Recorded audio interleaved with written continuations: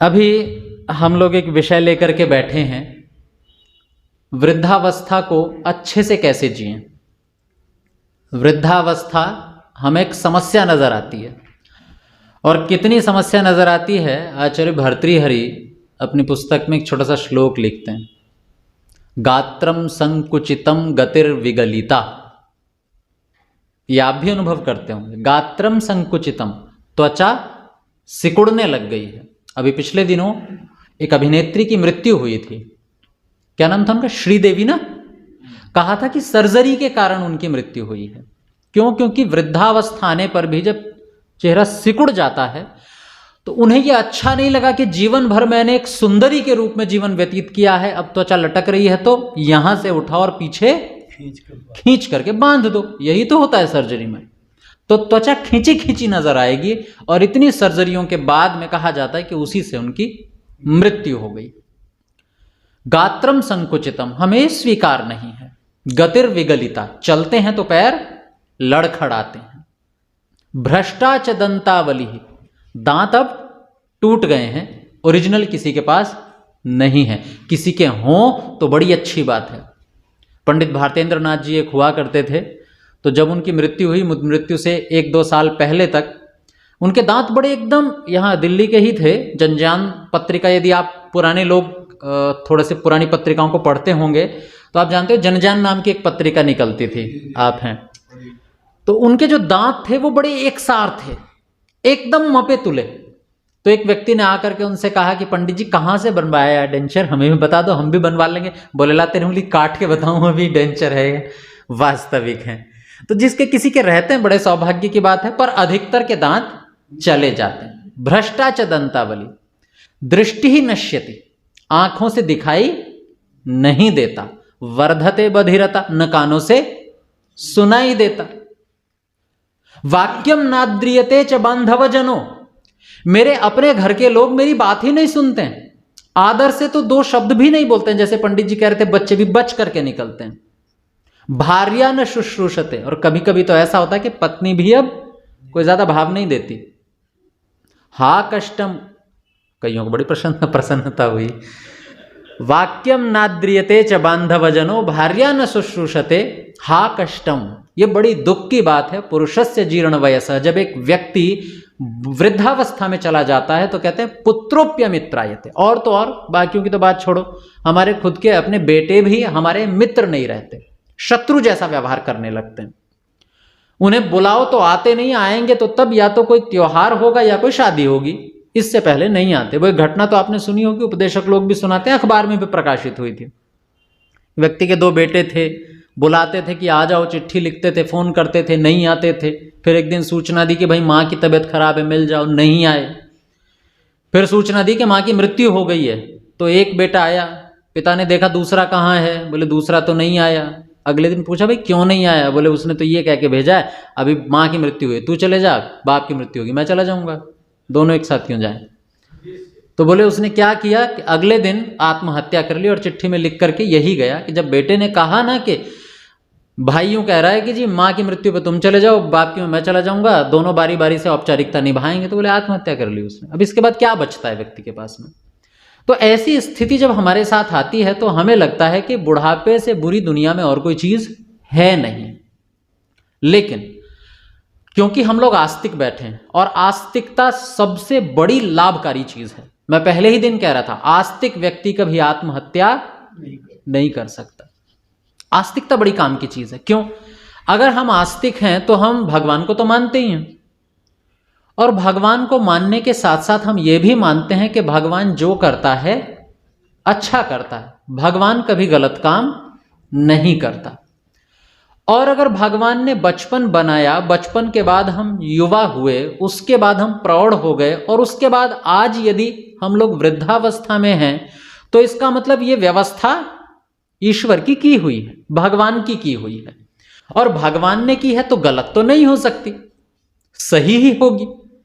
पर हमारी एक और समस्या है कि हम आस्तिक कहने के लिए भले ही हों, लेकिन भगवान से शत्रुता बहुत रखते हैं। भाई अगर मुझे मेरे पिता पर भरोसा है और पिता ने कुछ दिया तो अच्छा ही दिया होगा ना।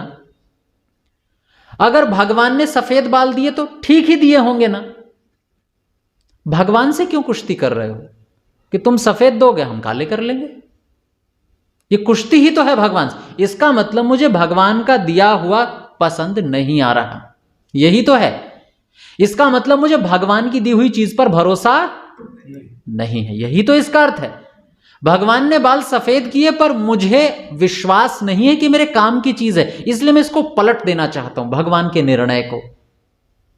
जब भगवान कह रहा है त्वचा अब ढीली होगी पर मैं नहीं करना चाहता, इसका मतलब मैं ईश्वर के निर्णय को पलटना चाहता हूं, मैं गलत मानता हूं उस निर्णय को, मैं भगवान की इस व्यवस्था को ठीक नहीं मानता हूं। लेकिन ईश्वर जो कुछ देता है वो सही देता है, गलत कभी नहीं देता। गलती यह है कि हम सही चीज का प्रयोग गलत जगह पर करना चाहते हैं। समस्या हमारी है, ईश्वर की नहीं है।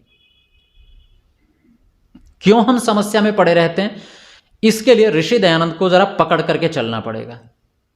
दयानंद सरस्वती जी का एक सिद्धांत आपके सामने रखता हूं, कुछ को आश्चर्यजनक लग सकता है, कुछ को अव्यावहारिक लग सकता है, कुछ सहमत होंगे, कुछ असहमत होंगे, कुछ बाद में जाकर के सोचेंगे कि यह भी क्या बात कह दी है। दयानंद सरस्वती जी ने एक समाधान दिया है और बड़ी क्रांतिकारी बात कही है, जो शायद समाज आज तक स्वीकार नहीं कर पाया और पता नहीं कभी करेगा भी कि नहीं करेगा। जब सत्यार्थ प्रकाश के चौथे समुल्लास में ऋषि दयानंद वर्ण व्यवस्था का प्रकरण लिखते हैं और वो कहते हैं कि ब्राह्मण व्यक्ति ब्राह्मण कन्या के साथ ही विवाह करे और क्षत्रिय स्वभाव की कन्या क्षत्रिय स्वभाव के पुरुष के साथ ही विवाह करे, और अगर ऐसा न हुआ तो एक समस्या जन्म लेगी कि दोनों के विचार आपस में नहीं मिलेंगे। जैसा कि मैं आपको सुबह बता रहा था कि वैश्य व्यक्ति धन के लिए जीता है, ब्राह्मण व्यक्ति सच के लिए जीता है। अगर स्त्री का स्वभाव ब्राह्मण स्वभाव है, पुरुष का स्वभाव वैश्य स्वभाव है, और दोनों में जब एक निर्णय लेने की बात आएगी तो दोनों के टकराएंगे, आपस में मतभेद हो जाएगा। स्त्री कहेगी, पत्नी कहेगी ऐसा करो, पुरुष कहेगा नहीं ऐसा करना चाहिए, टकराएंगे ना आपस में।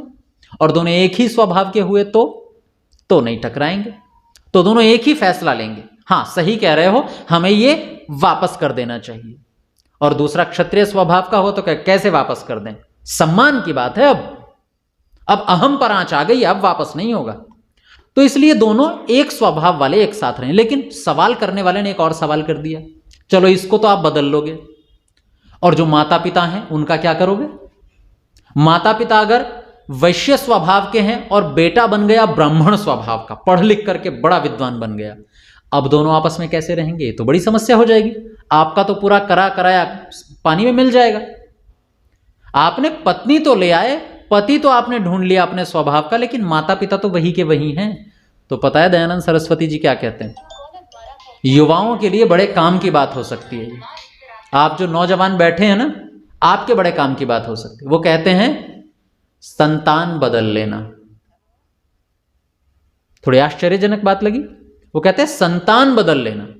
अगर तुम्हारा स्वभाव क्षत्रिय स्वभाव है और बेटा ब्राह्मण स्वभाव का हो गया, तो ऐसा करो कि वो बेटा किसी ब्राह्मण स्वभाव के माता पिता के यहां चला जाए और तुम गुरुकुल में से कोई अपने क्षत्रिय स्वभाव वाला बेटा उठा करके ले आओ। थोड़ी आश्चर्यजनक बात लग रही है, थोड़ी इम्प्रैक्टिकल भी लग रही होगी। ऐसे कैसे हो सकता है? ममता भी कोई चीज होती है, अरे स्नेह भी कोई चीज होती है, प्रेम भी कोई चीज होती है, उसे कैसे बांट दोगे आप? यहां से ऋषि दयानंद का एक क्रांतिकारी समाज तैयार होता है। दयानंद जहां तक की सोच कर चल रहे हैं, शायद हम अब तक सोच ही नहीं पाए। अच्छा, ये क्यों आपको अव्यावहारिक लग सकता है? प्रेम और स्नेह को लेकर के, केवल ममता को लेकर के, केवल इतना ही है ना? अच्छा ये बताइए, जब आपके बेटे से आपकी नहीं बनती तो घर से आप ही बाहर निकालते हैं ना, अपनी जायदाद से आप ही बेदखल करते हैं ना। इसका मतलब ये प्रेम और स्नेह और ममता ये सब एक तरफ रखी रह जाती है अगर विचार नहीं मिलते तो। कभी ऐसा हुआ है कि किसी के यहां आप में से किसी ने किसी बच्चे को गोद लिया हुआ है क्या? बचपन से नहीं लिया हुआ। उनसे पूछ करके देखिएगा, जो माता पिता बच्चे को गोद लेते हैं अपने सगे बेटे या बेटी से भी ज्यादा प्रेम करते हैं, और वो बच्चा भी उसी माता पिता से उतना ही प्रेम करता है जितना अपनी जन्म देने वाली मां से कर सकता था अगर उसके पास रहता तो। इसलिए प्रेम का संबंध जन्म देने से नहीं है, प्रेम का संबंध है साथ रहने से, विचार मिलने से। विचार मिलते हैं तो प्रेम होगा, नहीं तो नहीं होगा। मैं क्यों ये बात आपसे कह रहा हूं, इसे आगे शुरू करूंगा, लेकिन इसका जरा बेस, आधार समझ लीजिए। पता नहीं आप मेरी बात कितनी मानते हैं कितनी नहीं मानते हैं, पर मैं ढीठ व्यक्ति हूं, मैं नहीं मानूंगा पूछने से। अब जरा ये बता दीजिए, आप में से किस किस को लगता है कि संतान बदल लेनी चाहिए? हाँ, मुश्किल है, मैं समझ रहा हूं, बिल्कुल आप सही हैं अपनी जगह पर। यही मैं जानना चाह रहा हूं, कितने सहमत हैं। अच्छा चलो, कई बार लोग ऐसे होते हैं ना, हाथ उठाने में संकोचाते, कितने ऐसे हैं कि संतान नहीं बदलनी चाहिए? एक आध हैं, वो बदलने के इच्छुक हैं, वो बैठे हैं तैयार। सही बात। चलिए, अधिकतर हैं कि संतान नहीं बदलनी चाहिए, ऐसा ही है ना? पर आप संतान बदलते हैं कि नहीं बदलते? कैसे बदलते हैं? अपनी बेटी आप किसी दूसरे को दे देते हैं और दूसरे की बेटी आप ले लेते हैं, तो आधे तो संतान आपने बदल ही ली। बदली ना, ये अदला बदली ही तो है संतान की, और क्या है? अपनी बेटी दूसरे को दे दी, दूसरे की बेटी स्वयं ले ली। ये अलग बात है कि आज संस्कार उतने अच्छे नहीं रहे तो परिवार में सास और बहू में कम बनती है, लेकिन संस्कार अच्छे हों तो उतनी ही अच्छा प्रेम से लोग रह लेते हैं। संतान तो आप बदलते हैं, बदलनी ही पड़ेगी, कोई विकल्प। बात बस बेटे को लेकर के है। आधा काम तो आपने कर लिया, अब आधे पर थोड़ी सी आप लोगों की असहमति हो सकती है। इस बात में आपके वृद्धावस्था का समाधान छिपा हुआ है। दरअसल ये आपके लिए कह रहा हूं मैं, ऋषि दयानंद ने बहुत दूर की सोच करके लिखी है। अब जरा आइए एक स्टेप बाय स्टेप इसको समझते हैं। जब एक बच्चा छोटा रहता है, या छोटा बच्चा कोई है नहीं, आप थोड़ी समस्या ये है कि आप बच्चों को साथ नहीं लाते। एक छोटा बच्चा अगर घूमने जाता है या घर से बाहर वो अधिकतर समय बिताना चाहता है, तो किसके साथ बिताना चाहता है जी? बिल्कुल सही, थोड़ा जोर से बोलेंगे। दोस्तों के साथ, अपनी उम्र के बच्चों के साथ में घूमने जाएगा तो किसके साथ? दोस्तों के साथ घूमने जाएगा। यानी उसका घूमना उसके दोस्तों के साथ, खेलना उसके दोस्तों के साथ, ज्यादा समय अपने दोस्तों के साथ बिताता है। आपके पास कब आता है? जब भूख लगती है, जब पैसे चाहिए होते हैं, तभी तो आपके पास आता है, नहीं तो नहीं आना चाहता। यानी कि उसने अपना परिवार ऑलरेडी बदल रखा है। बचपन में भी उसका परिवार आप नहीं है, उसका परिवार कोई, आप उसकी केवल जरूरत है। वो क्योंकि छोटा सा नन्ना सा मुन्ना सा फूल सा बच्चा है, आप उससे बहुत स्नेह करते हैं तो आप चिपके रहते हैं, वो नहीं चिपका रहता। चलो थोड़े से और बड़े हो जाते हैं, जब वो युवा होता है, जवान होता है, अब उसकी जो प्राथमिकताएं होती हैं, अब वो किसके साथ रहना पसंद करता है? आपके कि अपने दोस्तों के? अब नौजवान एक दो हैं पीछे। भैया क्या नाम है आपका? ऋषभ जी। और आप? और पीछे राहुल जी। अच्छा, आप तीनों को एक ऑप्शन दिया जाए, अभी ट्रिप पर घूमने जाना है, किसके साथ जाएंगे? जवाब सच्चे वाला देना है, सोच समझ के नहीं। किनके साथ? शादी हो गई? ओ, तो इतनी दूर की सोच रहे हो? भैया पिताजी हैं क्या साथ में? अरे वो हिंट दे रहे हैं, करवा दो। अच्छा, मतलब अभी शादी नहीं हुई, अभी किसके साथ जाओगे? पसंद क्या है आपकी? अरे ट्रिप पर ही नहीं जाते, कहीं घूमने ही नहीं गए कभी? पहले जाते, पेरेंट्स के साथ जाते थे। अच्छा, अब जैसे 25-26 साल के हो गए तो वाइफ के साथ ही जाएंगे ना। दोस्तों के साथ कभी नहीं गए? अच्छा चलो, आप दोस्तों के साथ जाएंगे? मतलब कि पसंद क्या है? ट्रिप पर घूमने जाना है 5-6 दिन के लिए? अच्छा, शौक नहीं है। बड़े शिथिल लोग हैं। और पीछे आप राहुल जी? दोस्तों के साथ जाएंगे। अरे मुझे तो घूमना बहुत पसंद है। अच्छा, अगर जिसको घूमना पसंद नहीं है ना, उसके लिए एक अच्छी सी बात बताता हूं। घूमने से आपको आधी विद्या मिल जाती है। संस्कृत में एक बड़ा अच्छा सा श्लोक है, मतलब 25% विद्या आपको गुरु से पढ़ने को मिलती है, 25% आपको पढ़ाने से आती है, 25% सोचने से आती है। और वहां पर लिखा है शेषम देशाटनेन वा, कुछ ऐसा श्लोक है, देशाटन से आती है। मतलब आपको वास्तव में तो जैसे आपने सुना कि भाई ताजमहल ऐसा है, 2.5 दिन का जो आपने सुना था बचपन में, 2.5 दिन का झोंपड़ा अजमेर में है, ऐसा है, पर पढ़ा थोड़े दिन में भूल गए। और जब जाकर के देखा सीधा अजमेर में, अब कोई कहीं से भी पूछ ले अब नहीं भूलेंगे, क्योंकि वो सीधे जाके देखा। देशाटन जरूर करना चाहिए, अनिवार्य है, बुद्धि बहुत खुलती है, विचार बहुत खुलते हैं। खैर, तो आप अपने मित्रों के साथ जाना पसंद करते हैं। अच्छा, इसी युवावस्था में एक और निर्णय होता है जो अभी ऋषभ जी कह रहे थे। युवावस्था में व्यक्ति एक और डिसीजन लेता है। कौन सा? शादी का डिसीजन। और वो शादी किससे करता है? क्यों जी? अपने घर के किसी व्यक्ति से? वो जो बिल्कुल अपरिचित है। आप भी जो यहां पति पत्नी आपस में बैठे हैं ना, ये खून का रिश्ता तो नहीं है ना, अपरिचित था ना बिल्कुल। आपका अपना, आपने परिवार किसको बनाया? मैं तो चलो यहां से बात शुरू करता हूं। आपको अपने बेटे को छोड़ने में थोड़ी समस्या लग रही है, लगेगी भी कि भाई कैसे बेटा बदल लें।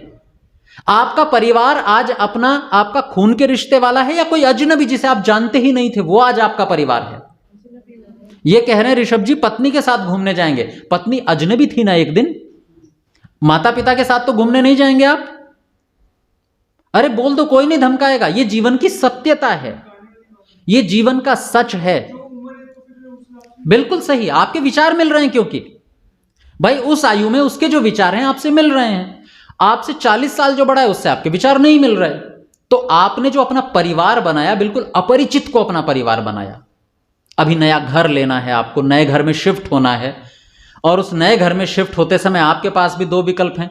आपके पास विकल्प है कि या तो आप बेटे के साथ जा सकती हैं या पति के साथ रह सकती हैं। भैया तो इसी घर में रह लो पति के साथ, या बेटा कह रहा है मेरे पास आ जाओ। जी किनको चुनेंगी? पति तो आपके खून के रिश्ते में था ही नहीं, अजनबी व्यक्ति था वो। आपने चुना किसको? खून के रिश्ते को या अजनबी को? किसी एक समय में जो अजनबी था, आज आप उसको प्राथमिकता दे रहे हो, बच्चे को प्राथमिकता। परिवार बदला कि नहीं बदला? आपने बदल लिया आपने। इसलिए रिश्ते खून से नहीं बल्कि विचारों से बनते हैं, कभी नहीं बनते। इसलिए ऋषि दयानंद कह रहे हैं कि आपको बेटा बदल लेना चाहिए। अब आपकी समस्या का समाधान इसमें कहां पर छुपा है? जैसे अभी माननीय संचालिका जी कह रही थी, ये संसार लगातार बदल रहा है और बदलेगा, और जो संसार के साथ बदल जाता है वो सुखी रहता है, जो नहीं बदलता वो। और हमारी समस्या ये है कि हम उसी से अभी चिपके हुए हैं जो हमारे साथ पहले से रह रहा है। नहीं, यही सबसे बड़ी गलती होती है। सबसे पहला समाधान ये ढूंढिए कि जो हमारे बच्चे, देखो झगड़ा बिल्कुल मत कीजिएगा घर में, मैं वास्तविकता बता रहा हूं। बात कड़वी मीठी हो सकती है, पर व्यावहारिकता यही है, सच यही है, इसके अतिरिक्त और कोई सच नहीं है। पहली बात, अपना परिवार बदलिए। जो आपका परिवार पहले था, अब वो आपका परिवार नहीं होना चाहिए अनिवार्य रूप से। अगर आप परिवार बदलेंगे तो आप सुखी रहेंगे, परिवार नहीं बदलेंगे तो दुखी रहेंगे। तो किसे अपना परिवार बनाना है? जिससे आपके विचार मिलते हों। जैसे उदाहरण देता हूं, मैं पिछले दिनों एक कार्यक्रम में था मुजफ्फरनगर में। मुजफ्फरनगर में जैसे यहां पर हवन सुबह संभवतः मेरे ख्याल से 7 बजे शुरू होता है, 6 शुरू होता है, 6:40 पर। वहां सुबह 6 बजे शुरू हो जाता है। सर्दियों में भी सुबह 6 बजे ही शुरू होता है। तो मैं जब कार्यक्रम में गया हुआ था, मैंने उनसे पूछा कि सर्दी का मौसम चल रहा है, ठिठुरन भयंकर हो रही है, आप सुबह सुबह 6 बजे उठ करके आर्य समाज में आ जाते हैं, घर पे रहने का मन नहीं करता? बोले जी आर्य समाज के बिना अब मन ही नहीं लगता है, क्योंकि कोई भी जब समस्या होती है ना, तो मैं अपने बेटे को फोन करूंगी तो 5 मुझे इधर उधर की बातें बताएगा, और मैं आर्य समाज में आकर के जब बता देती हूं कि यह समस्या है, मेरे पीछे 15-20 लोग खड़े होते हैं। मेरी समस्या के साथ 15-20 लोग खड़े होते हैं। ये आर्य समाज आज मेरा परिवार है। बेटे तो हैं, ठीक है, उनसे खून का रिश्ता है तो छोड़ा नहीं जा सकता, पर मेरा वास्तविक परिवार मेरी आर्य समाज है, मैं इसे नहीं छोड़ सकती। परिवार बदलोगे तो सुखी रहोगे, नहीं बदलोगे तो दुखी रहोगे। मैं कागजों में से नाम मिटाने को तो नहीं बोल रहा हूं, पर व्यावहारिक रूप में परिवार बदलना पड़ेगा। और अगर आपने ऐसा कर लिया, आप तभी देखिएगा जीवन में बहुत बड़ा अंतर आएगा आपके। और वो परिवार आप कैसे बदल सकते हैं? अभी आजकल वृद्धाश्रमों की परंपरा चल गई है। हमारे यहाँ वृद्धाश्रम तो नहीं थे, लेकिन हाँ, आश्रम जरूर था। रिटायरमेंट की अभी बात कर रहे थे पंडित जी, आदमी कभी रिटायर नहीं होता, कभी नहीं होता, बल्कि उसे हमेशा मेहनत करनी होती है। बचपन में पढ़ने के लिए, युवावस्था में परिवार के लिए, वानप्रस्थ में सन्यास की तैयारी के लिए, और सन्यास में समाज को ठीक करने के लिए। मेहनत तो हर उम्र में करनी पड़ेगी। तो जिस जिसको लगता है हम यूजलेस हो गए हैं, समझ लीजिए हम गलत जगह पे खड़े हैं, इसलिए यूजलेस हो गए हैं। हम घर में बैठे हैं इसलिए यूजलेस हो गए हैं, बाकी हम यूजलेस है नहीं। हमारी बहुत जरूरत है समाज को, हमारी बहुत जरूरत है दुनिया को। तो क्या करना है आपको, उसके उपाय बताता हूं। आपकी कॉलोनी के आसपास में बीच में गार्डन तो होते हैं। सुबह उठिए, उठ करके समाज में आइए, या फिर सुबह सुबह उठ करके, समाज अगर आपके से दूर है थोड़ी, तो आपकी कॉलोनी के आसपास में कोई गार्डन होगा, वहां जाइए, सुबह सुबह आसन प्राणायाम कीजिए, औरों को भी कराइए। जो बच्चे नहीं पढ़ रहे हैं उनको पढ़ाइए, जिनको आप कुछ सिखा सकते हैं उनको सिखाइए, जो अगर आप किसी समस्या का समाधान कर सकते हैं वो कीजिए। अपना घर छोड़िए, घर छोड़ना पड़ेगा। घर से चिपकेंगे तो फिर घर में, मैंने सुबह भी आपसे बात कही थी, घर से चिपकने का मतलब है घर के चौकीदार बनना, और जिसको चौकीदार बनना हो वो घर से चिपके रहो। अपना महत्व बनाइए एक अलग जगह पर। इसलिए परिवार बदलिए। आपका जो परिवार पहले था उसे छोड़ करके अब आर्य समाज को अपना परिवार बना लीजिए। किसी भी धार्मिक संस्था को जो सदुपदेश का कार्य करती है, जो आपके पास में, उसे अपना परिवार बनाइए, लेकिन परिवार बदलिए। दूसरी बात जो बहुत महत्वपूर्ण है, और उसके बिना भी वृद्धावस्था कोई बहुत अधिक सफल नहीं हो सकती, मैं आपसे निवेदन करने चला हूं, बहुत विनम्र निवेदन, वो भी इसलिए क्योंकि मैं आपसे बहुत छोटा हूं। तो आपको लग भी रहा होगा कि ऐसा है, दूर से बैठ करके भाषण देना अच्छा होता है, जब खुद के बाल सफ़ेद होंगे ना तब पता चलेगा। अभी तो बोल रहे हो आराम से। नहीं, मैं तो सोचता हूं कि अभी से तैयारी शुरू कर दूं, क्योंकि बड़े होकर के कुछ भी मिलता नहीं है। बड़े होकर के तो वो जैसे कहते हैं ना, हाथों हाथ कुआं खोद के पानी कभी निकलता नहीं है, फिर तो प्यासे ही रहोगे। तो कुआं पहले से खोदना पड़ेगा। तो हमें तैयारी भी अपनी वृद्धावस्था की पहले से करनी पड़ेगी। और वो तैयारी कैसे होगी, तो उस तैयारी को समझिए। ईश्वर अगर आपको कुछ दे रहा है तो आपके काम का है, इतना तय मान लीजिए।